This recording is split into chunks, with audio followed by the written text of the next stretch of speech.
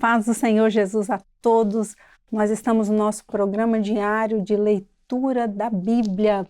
Paz do Senhor, pastor Fábio. Paz do Senhor, Andréia. Que tempo extraordinário do nosso dia é este, né? Que nós reservamos para ler a palavra do Senhor juntos. Estamos fazendo a leitura sequencial da nossa Bíblia. Estamos no livro de Números. Números, capítulo 20. Hoje nós vamos ler o capítulo 20. No episódio anterior, quando lemos o capítulo 19, o Senhor nos deu aqui um entendimento daquilo que é o simbolismo que havia ali no povo de Israel quando atravessava o deserto. O Senhor estabeleceu como eles deveriam se portar, no sentido de não tocar naquilo que era o corpo morto e como se daria a purificação. Lemos que isso passava por uma atitude, uma decisão no terceiro dia e depois no sétimo dia é que ficaria limpo. E comentamos aqui, né, pastor, sobre todo esse entendimento do terceiro dia que fala da morte e ressurreição de Jesus, que nos alcança até hoje para aquele dia perfeito em que nós estaremos com o nosso Deus, né? Nós vamos prosseguir na nossa leitura agora, Números capítulo 20. Números capítulo 20. Chegando os filhos de Israel, toda a congregação, ao deserto de Zim, no mês primeiro, o povo ficou em Cádiz. E Miriam morreu ali e foi sepultada. Não havia água para a congregação. Então se congregaram contra Moisés e contra Arão. E o povo contendeu com Moisés e falaram dizendo: Oxalá tivéssemos expirado quando expiraram nossos irmãos perante o Senhor. E por que trouxestes a congregação do Senhor a este deserto para que morramos ali, nós e nossos animais? E por que nos fizeste subir do Egito para nos trazer a este lugar mau, lugar não de semente, nem de figos, nem de vides, nem de romãs, nem de água para beber? Então Moisés e Arão se foram de diante da congregação, à porta da tenda da congregação, e se lançaram sobre os seus rostos, e a glória do Senhor lhes apareceu.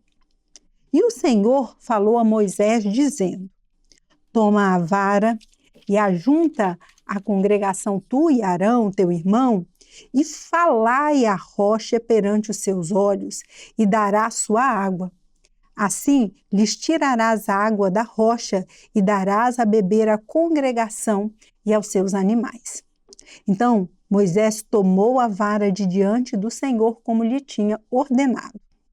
E Moisés e Arão reuniram a congregação diante da rocha e disse-lhes: Ouvi agora, rebeldes, porventura tiraremos água desta rocha para vós? Então Moisés levantou a sua mão e feriu a rocha 2 vezes com a sua vara, e saíram muitas águas, e bebeu a congregação e os seus animais. E o Senhor disse a Moisés e a Arão: Porquanto não me crestes a mim, para me santificar diante dos filhos de Israel, por isso não metereis esta congregação na terra que lhes tenho dado. Estas são as águas de Meribá, porque os filhos de Israel contenderam com o Senhor e se santificou neles. Pastor, vamos dar uma parada aqui nesse capítulo 20. Esse episódio realmente relatado aqui no capítulo 20 de Números é muito importante, porque Moisés ali foi orientado pelo Senhor novamente. Pelo poder do Senhor, o Senhor faria brotar água da rocha, mas a atitude que o Senhor requereu dele foi diferente da primeira agora, né? Então, a primeira observação aqui, sim, isso que você está dizendo é verdade, foi diferente. Mas no início do capítulo a gente vê de novo o povo reclamando. Somos nós, né, que reclamamos. O povo que já conhecia, na verdade, o poder de Deus, a misericórdia do Senhor, já conhecia aquilo que Deus estava fazendo com o povo, conduzindo eles pelo deserto, mas estão eles reclamando de novo agora, porque faltou água mais uma vez. Então, o que Moisés faz? Moisés ele não faz outra coisa a não ser se dobrar diante do Senhor, ele e Arão. E o que o Senhor fez? De novo, o Senhor, a glória do Senhor aparece para eles. Sabe por quê? Porque Deus sempre está pronto para atender a oração do povo. Sempre. Atender as necessidades do povo. Agora, e o Senhor tinha uma orientação para Moisés. Moisés, agora você vai falar a rocha. E funcionou bater na rocha 2 vezes? Funcionou. Funcionou para sair a água e dessedentar a sede física do momento. É isso, funcionou. Mas aqui nós podemos até chamar assim, a nossa atenção de que o pastor que está à frente, ele precisa ser equilibrado. Moisés precisava ter equilíbrio. É porque ele não podia ferir a rocha, porque essa rocha carregava um simbolismo de ser, na verdade, Cristo, que dele ia brotar a água da vida. Ele era a água da vida. Então, assim, aqui o Senhor fala assim, Moisés, então agora você não vai conduzir esse povo à terra.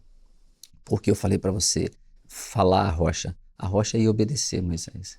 E ele não creu, né? E ele não creu. A palavra entendeu? registra Então, aqui. assim, eu, como pastor, os pastores, nós temos que ser, o Senhor quer fazer? Quer. Mas tem o jeito de Deus.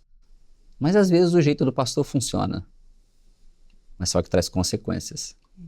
Traz consequências sérias, muitas vezes, né? E a importância, né, de nós ouvirmos a voz do Senhor e obedecermos aquilo que o Senhor fala conosco, da forma como o Senhor fala conosco, né? Um detalhe no versículo 13 que fala assim, águas de Meribá e os filhos de Israel contenderam, né? Essa expressão significa assim, na verdade que ali teve uma contenda, né? Então o povo contendeu ali, o povo não creu, discussão sobre aquele assunto, mas estava ali a misericórdia do Senhor de novo para atender o povo, né? Amém. Vamos prosseguir? Capítulo 20 que nós estamos, agora vamos prosseguir no versículo 14.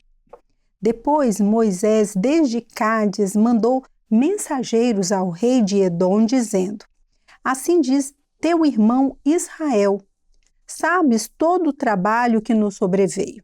Como nossos pais desceram ao Egito, e nós no Egito habitamos muitos dias, e como os egípcios nos maltrataram, a nós e a nossos pais. E clamamos ao Senhor, e ele ouviu a nossa voz e mandou um anjo, e nos tirou do Egito. E eis que estamos em Cádiz, cidade na extremidade dos teus termos. Deixa-nos, pois, passar pela tua terra. Não passaremos pelo campo, nem pelas vinhas, nem beberemos a água dos poços. Iremos pela estrada real. Não nos desviaremos para a direita, nem para a esquerda, até que passemos pelos teus termos. Porém, Edom lhe disse, não passarás por mim, para que, porventura, eu não saia a espada ao teu encontro. Então os filhos de Israel lhe disseram, subiremos pelo caminho igualado, e se eu e o meu gado bebermos das tuas águas, darei o preço delas. Sem fazer alguma outra coisa, deixa-me somente passar a pé. Porém ele disse, não passarás.